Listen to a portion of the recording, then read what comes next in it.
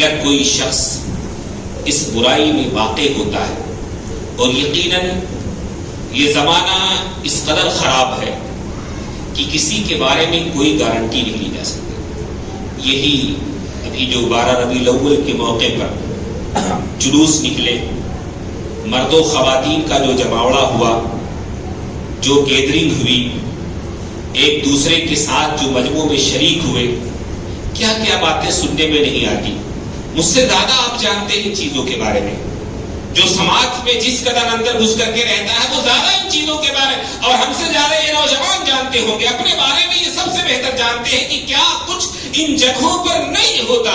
لیکن یاد رکھیں کہ ہماری شریعت نے اس کی سزا اس دنیا میں بھی رکھی ہے، اور دنیا میں اگر شرعی حد سے آپ نہ بچ جائیں، کسی طرح سے اسلامی قانون نہ ہونے کی وجہ سے آپ پر شرعی حد نافذ نہ ہو سکے، تو اللہ تعالیٰ کا عذاب بھی دنیا میں آتا ہے. اور اگر دنیا کے عذاب سے بھی بچ جائیں تو آخرت کی گرفت سے بچنے کی امید نہ رکھیے. اگر آپ نے بغیر توبہ کیے ہوئے کسی ایسے بندے نے اس کو موت آ گئی تو اللہ کے عذاب سے وہ نہیں بچ سکتا. میں نے خطبہ مسمونہ کے بعد سورہ نور کی جو دوسری اور تیسری آیت پڑھی ہے، اس میں اللہ رب العزت نے اسی بات کا ذکر کیا ہے کہ الزانیۃ والزانی، زنا کرنے والا خواہ مرد ہو خواہ عورت، فَاجْلِدُوا كُلَّ وَاحِدٍ مِّنْهُمْ مِائَةَ جَلْدَةٍ، جب زنا کا ثبوت مل جائے پھر اس کے بعد مرد اور عورت سب کو 100 کوڑے لگانے. کب؟ جب شادی شدہ نہ ہو تب. کنوارے کی سزا کیا ہے؟ مرد ہو یا عورت، اسلامی شریعت اور اسلامی قانون اگر نافذ ہوگا تو اس کو 100 کوڑے لگائے جائیں گے. چمڑے کے 100 کوڑے مارے جائیں گے، جان سے مارنا نہیں. شادی شدہ نہیں ہے تو جان سے مارنا نہیں ہے، 100 کوڑے مارے جائیں گے. فَاجْلِدُوا كُلَّ وَاحِدٍ مِّنْهُمْ مِائَةَ جَلْدَةٍ وَلَا تَأْخُذْكُمْ بِهِمَا رَأْفَةٌ فِي دِينِ اللَّهِ، اللہ کے دین کو نافذ کرنے میں تمہیں کوئی نرمی نہ پکڑے. مارتے ہوئے ترس آنا دل میں بات اور ہے، رحم دلی آ جانا بات اور ہے، لیکن یہ رحم دلی سزا نافذ کرنے میں مانے نہیں ہونی چاہیے کہ کون 100 کے بجائے 80 ماریں گے، 100 کے بجائے 50 ماریں گے. ایسا نہیں، 100 کوڑے ہی نافذ کرنے ہیں، 100 کوڑے ہی مارنے ہیں. اور حدیث سے معلوم ہوتا ہے کہ اللہ کے رسول صلی اللہ علیہ وسلم نے فرمایا وَنَفْيُ سَنَةٍ، 1 سال کے لیے اس کو شہر بدل بھی کیا جائے گا، شہر سے نکال دیا جائے گا، جلا وطن کر دیا جائے گا ایسے شخص کو، ایسے کنوارے مرد کو اور ایسی کنواری عورت کو جو زناکاری اور بدکاری کر لے. یہ تو ہوئی جسمانی سزا. معنوی سزا بھی رکھی شریعت نے. وَلْيَشْهَدْ عَذَابَهُمَا طَائِفَةٌ مِّنَ الْمُؤْمِنِينَ، اور جب یہ سزا نافذ کی جائے تو ایسے وقت مومنوں کے ایک گروہ کا، ایک جماعت کا، ایک جمع غفیر کا وہاں موجود رہنا ضروری ہے. لوگ دیکھیں، لوگوں کے مجمع میں یہ سزا نافذ کی جائے گی.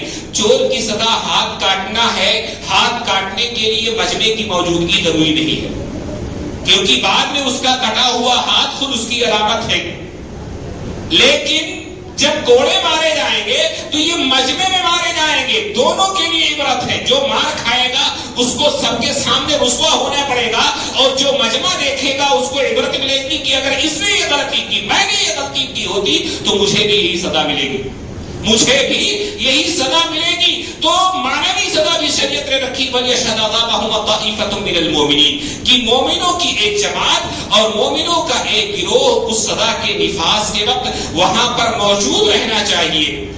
اور صرف یہی نہیں، ایسا شخص جس نے زناکاری کر لی، بدکاری کر لی، شریعت کہتی ہے الزانی لا ينكح الا زانیۃ او مشرکہ، زناکار مرد کی شادی اب کسی زناکار عورت سے ہی حلال ہے.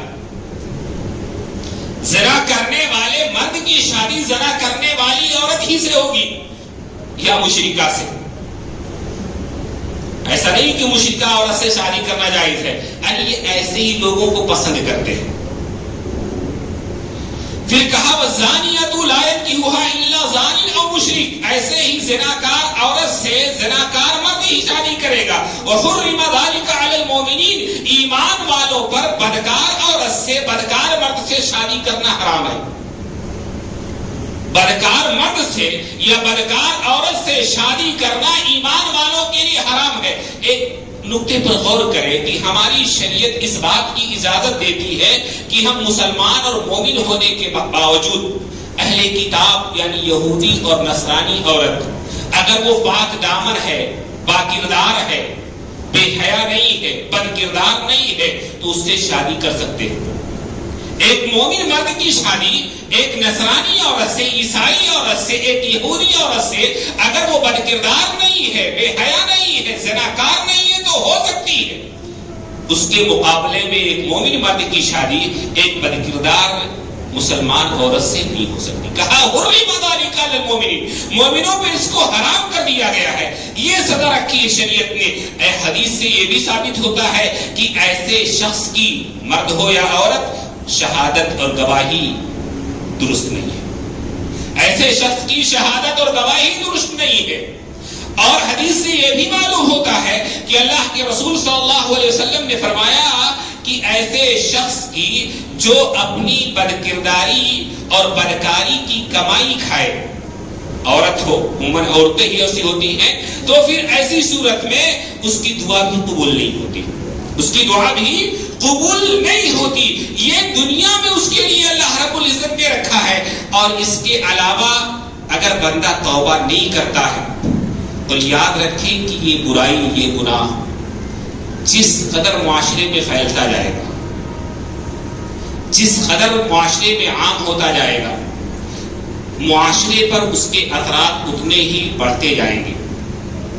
معاشرہ جب اللہ کا عذاب آئے گا تو چن کر کے نہیں آئے گا کہ یہ بد کردار ہے، یہ بد کردار ہے، وہ بد کردار ہے، اس پر عذاب آئے. نہیں، اللہ کے رسول صلی اللہ علیہ وسلم نے فرمایا اذا ظہر الزنا والربا فی قریۃ فقد احلوا بانفسهم عذاب اللہ.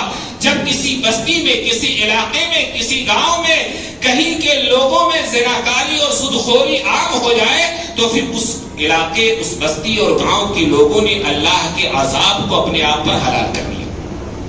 اللہ کے عذاب کو اپنے آپ پر حلال کر لیا. حضرت زینب بنت جہش کی روایت سے بخاری بھی آئی، انہوں نے کہا اے اللہ کے رسول صلی اللہ علیہ وسلم انہلکوا وفینا الصالحون، کیا ہمارے درمیان نیک لوگوں کے رہتے ہوئے ہم پر عذاب آ جائے گا؟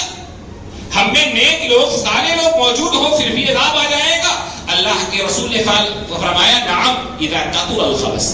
ہاں، نیک لوگوں کے باوجود، نمازی کے باوجود، ایک باکردار اور نیک صالح انسان معاشرے میں ہونے کے باوجود جب معاشرے میں کثرت ہو جائے بدکاری کی، بے حیائی کی، برائی کی کثرت ہو جائے، پھر اس کے بعد اللہ کا عذاب آنے سے معاشرے کے نیک لوگوں کا ہونا بھی مانے نہیں ہے. میرے بھائی، ہم جانتے ہیں کہ ہمارا فلاں پڑوسی بد کردار ہے، ہم جانتے ہیں کہ فلاں نوجوان کا فلاں عورت سے چکر ہے، ہم جانتے ہیں کہ میرا بیٹا بد کردار ہے. ہمارا معاملہ کیا ہے؟ ہم اپنی بیٹیوں کے تعلق سے بھی کچھ جاگ رہے ہیں. شہروں میں وہ بھی ختم ہو رہا ہے کہ بیٹیاں بھی جو بھی چاہیں کریں، کوئی مسئلہ نہیں ہے. لیکن گاؤں میں، دیہاتوں میں، قصبات میں ابھی بیٹیوں کے تعلق سے تو کچھ ہے، لیکن لڑکوں کے تعلق سے ہم بھی بے پرواہ ہو گئے. ہمارا بھائی فلاں لڑکی سے چکر چلا رہا ہے، کوئی مسئلہ نہیں. ہمارا بیٹا فلاں لڑکی سے اس کا چکر چل رہا ہے، کوئی مسئلہ نہیں. ہمارا چچا، ہمارا پڑوسی، ہمارے گاؤں کا، ہمارے محلے کا، ہم اس کو برا نہیں سمجھتے. اس کی دعوتیں کھاتے ہیں، اس سے سلام دعا رکھتے ہیں، ہنس کر کے ملتے ہیں، اس کی مجلسوں میں شریک ہوتے ہیں، اس کو اپنے یہاں بلاتے ہیں. ہمارے تعلقات بالکل نارمل ہیں اس سے. ہم نے گویا کہ ایسے شخص کو برا سمجھنا ہی چھوڑ دیا ہے جس کی وجہ سے پورے معاشرے پر اللہ کا عذاب آ سکتا ہے، اللہ کی سزا آ سکتی ہے اور اللہ تعالیٰ اس کی گرفت کر سکتا ہے. معاملہ یہ ہے کہ ہم یہ جو بیٹی اور بیٹیوں یا بھائی اور بہنوں میں تفریق کرتے ہیں، ہم نے معاملے کی سنگینی کو سمجھا